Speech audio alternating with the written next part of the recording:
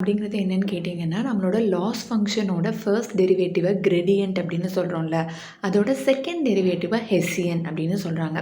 So நம்மளோட loss function வந்து இந்த பழனி மலையோட ஸ்லோப் மாதிரி இருக்குன்னு வச்சுக்கலாமே. ஸோ நம்மளோட ஜாப் என்ன அப்படின்னு பார்த்தீங்கன்னா, மலையிலேருந்து கீழே இறங்கி வந்துடணும். கண்ண கட்டி விட்டுருக்காங்க.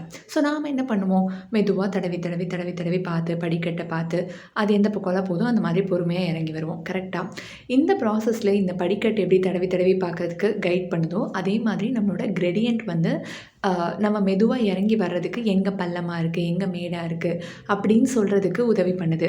நம்ம படிக்கட்டு வந்து இப்போ கொஞ்சம் கன்டினியூஸா இருக்குப்பா, ரொம்ப வந்து செங்குத்தாலாம் இல்ல அப்படின்னா, 2 படி தாண்டி கூட கால வச்சு வச்சு டக்குன்னு இறங்கி வந்துடலாம் இல்லையா?